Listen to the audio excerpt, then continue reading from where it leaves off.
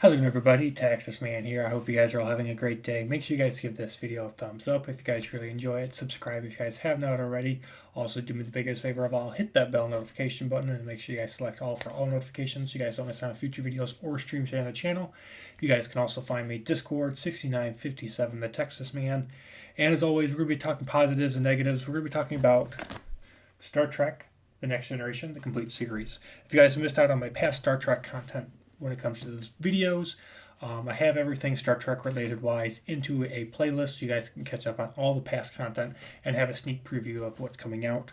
I am planning on covering Star Trek Enterprise, Star Trek Deep Space Nine, Star Trek Voyager, and I might do Picard and Strange New Worlds if these videos get enough likes and enough views and you guys tell me that you guys want me to continue doing more Star Trek videos in the comment section down below.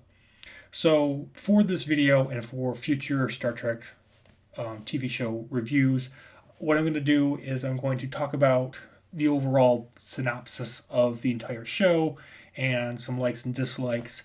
I'm also going to give a rating for every single season and then a score for the entire show in its entirety. So Star Trek The Next Generation ran from 1987 all the way through 1994. And it is the first Star Trek show that I watched. And it is what I grew up watching, whether that is reruns on TV or family putting in a DVD, whether it was at their place or them giving me a DVD copy for me to watch on my own time. Star Trek The Next Generation is what I grew up watching. I never watched the original Star Trek before Next Generation. I always thought the Next Generation was what Star Trek was, and that was it. I never really knew anything else but the Next Generation. I never knew anything about Deep Space Nine, Voyager, or anything else, and I just grew up watching this version of Star Trek, and I thought that was all there was, and I really enjoyed it. So for those of you who don't know, the show follows Captain Jean-Luc Picard, and he is the captain of the new USS Enterprise ship, and him and his crew, they visit various human cultures, they encounter alien creatures, and of course, they're plotting their way through all these strange new worlds and trying to keep peace and order while also expanding the Federation. So that is the general synopsis, but there is so much more that happens in the show. The show gave us several, numerous characters to both love and hate, and to enjoy their character development over the show's runtime.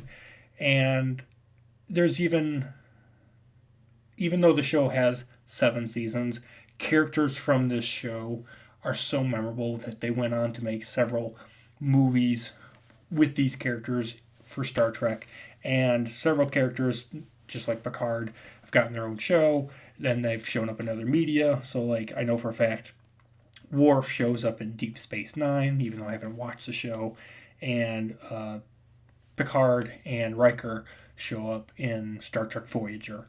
So these characters are so well loved and recognizable when it comes to the Star Trek brand that the actors are just constantly willing and able to be in other forms of Star Trek media, which I think is great. Not because they're just well known, but because they're interesting and they have a lot of character development. And I think it's just really cool to see characters like William T. Riker, Worf, Deanna Troi, Beverly Crusher, Data, Geordi LaForge, Wesley Crusher, Tasha Yar, Q, Rolaren, Barclay, and many others, just constantly going onwards throughout the Star Trek timeline. And what's great about this show is that you can watch this show 20, 30 years later, revisit it, and there's still something new for you to love and enjoy. And I think that's a really great thing. And with that, I want to end on a few final notes, is that unfortunately the biggest negative towards this show is that there are several episodes within every single season that just don't feel like they're impactful, like they don't matter.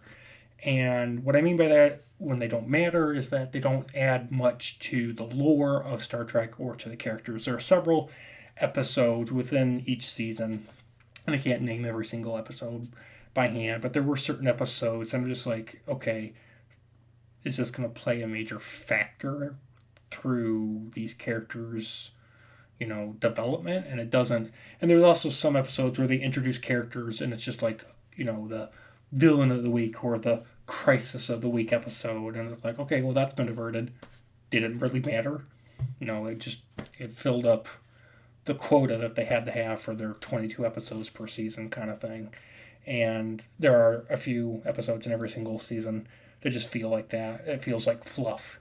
So, but overall, there is a general consistent point A to point B for every single season. And sometimes, especially with season 3 and 6, where the finale of that season leads into the next, and it's really cool. So overall, this is not only a must-watch for all Star Trek fans, but fans of sci-fi and those that love shows that are able to balance action, adventure, love, mystery, and character development. So I'm going to give season 1 an 8 out of 10. Season 2 is going to get an 8.5. Season 3 a 9, just because it introduced the Borg. Season 4 gets an 8.5. Season 5 a 9. Season 6 gets a 9.5. And Season 7 gets a 9.5. So overall, I'm going to give Star Trek The Next Generation from 1987 all the way through 1994 a 9 out of 10. Thank you guys so much for watching. Like I said, I'm going to be covering Star Trek Enterprise, Star Trek Deep Space Nine, and Voyager here on the channel for sure. And if you guys want, I will cover Picard and Strange New Worlds here on the channel as well. Yes, I know there's another Star Trek show called Discovery. I'm not sure I want to get invested into that, just because from what I've heard from other content creators, it's just garbage, and I'm not sure I want to waste my time watching it just because I've heard bad things and I've seen bad things online. I'm not sure I want to make a video talking about how bad it is. I try to watch things with optimism, and if it's something that's bad that I watch, then I will be like, okay, I was disappointed, and here's why. But Star Trek The Next Generation, you won't be disappointed. It's awesome 7 seasons. You can get this on DVD. You can get all 7 seasons digitally, and you can get this on Blu-ray. There are certain regions where you can actually also get this on 4K. So it just depends on where you live and where you can get the physical or the digital form of this. So this is I have the Blu-ray collection here, and it came with all 7 seasons, as you can tell. So just keep that in mind. Just depends on where you live on what format you're going to be able to purchase this. So thank you guys so much for watching. Have a good one.